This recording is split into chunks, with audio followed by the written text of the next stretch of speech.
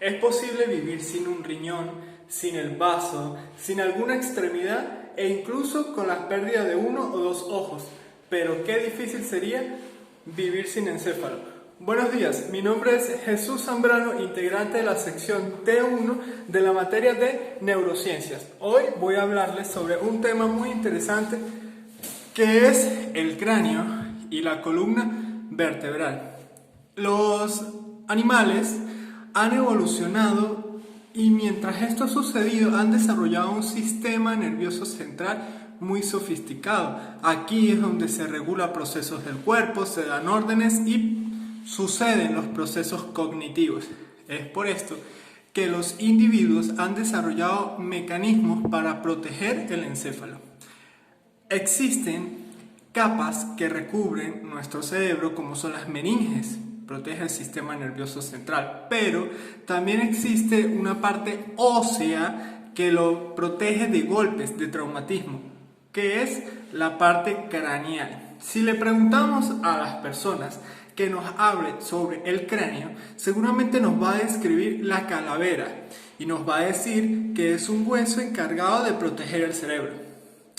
Esto es una verdad a medias. ¿Por qué? Primero, el cráneo no es la calavera. La calavera está conformada por dos conjuntos de huesos, la craneal y la facial. ¿Cómo diferenciarlos? La craneal va a proteger el encéfalo, mientras que en la facial están insertados los músculos que nos permiten hacer mímicas, nos permite la masticación e incluso hay órganos sensoriales como nuestros ojos, mientras que, la otra parte solamente va a proteger el encéfalo, como ya lo había mencionado. Otra cosa, van a decir que es un solo hueso, pero esto no es cierto. La parte craneal está conformada por un conjunto de 8 huesos, las cuales son frontal, temporal, parietal, occipital, esfenoides y etnoides. Lo sé, mencioné 6 huesos y dije que eran 8.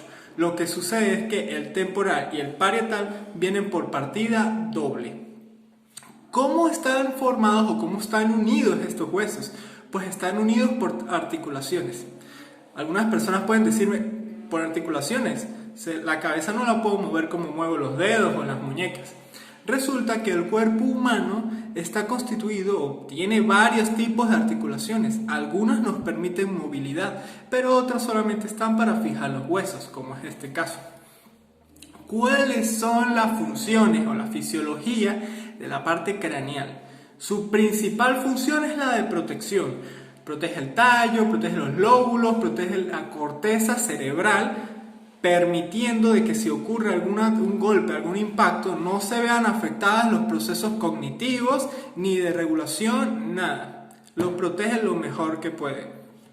¿Cuáles otras funciones? Bueno, por ejemplo, los huesos temporales tienen orificios que sostienen la cavidad auditiva, o la esfenoides y la etnoides, que no son huesos externos como los demás, ayudan al sistema olfativo. ¿Cuáles son las alteraciones de la parte craneal? La vamos a dividir en dos tipos, por tamaño y por forma. Por tamaño. Aquí tenemos dos casos, la microcefalia y la hidrocefalia. La microcefalia se da porque el cerebro del bebé, el encéfalo, no crece lo suficiente y por tanto la circunferencia craneal se ve disminuida. Esto ocurre por diversos motivos: desnutrición, sustancias tóxicas e incluso algunos microorganismos patógenos. La hidrocefalia, ¿qué es? Es el aumento del líquido cefalorraquídeo que aumenta la circunferencia radial. Tenemos por formas que se dan dos casos.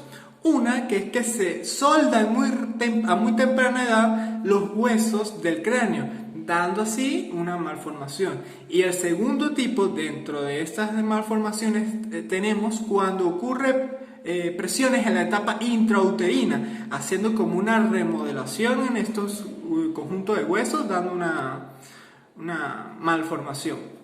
¿Cuál es el siguiente hueso que les quiero hablar? O conjunto de huesos, que es la columna vertebral. La columna vertebral, las personas solamente van a decir están en la espalda.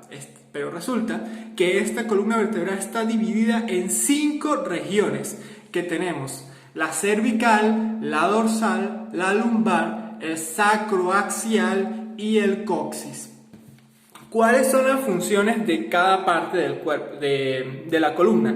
Tenemos la parte cervical, que está en nuestro cuello, nos permite rotación, flexibilidad hasta cierto punto. Luego tenemos la parte dorsal o la de la caja torácica, que es donde se incrustan las costillas, dando así forma a nuestra caja torácica que protege varios órganos vitales. Luego tenemos la lumbar, que es sus discos son su tamaño es un poco más grande que los anteriores, debido a que aquí va a recaer bastante peso, pero da flexibilidad, da mayor flexibilidad que la etapa anterior. Tenemos también la sacroaxial, que ya las había mencionado, que es la parte baja, va después de la lumbar, y luego tenemos el coxis, que distribuye el peso en nuestra cadera. Muy bien. ¿Cuáles son las funciones? Bueno, ya les dije que forma parte importante de la movilidad. Sin embargo, tiene otras 2 funciones muy importantes. Primero, protege parte del sistema nervioso central a recubrir la médula. Y también que es gracias a la configuración de nuestra espalda que logramos caminar erguidos. Malformaciones o alteraciones de la espalda, ¿cuáles tenemos? Primero, las hernias. Las hernias ocurren cuando el individuo realiza algún mal movimiento y levanta fuerza. El consejo sería que si levantan algún objeto muy pesado que requiera mucha fuerza. La recomendación sería que el individuo se agachara con la espalda erguida y levantara el objeto con las piernas, nunca con la espalda. La otra es las desviaciones en la columna. La más común es la escoliosis, que es una inclinación lateral. Debido a traumatologías o a malas posturas, se pueden generar otras alteraciones en distintas partes de la columna. La más común o la que más se ve es la que la llaman comúnmente la joroba, que aquí es una alteración en la parte dorsal de la espalda. Muchísimas gracias y hasta luego.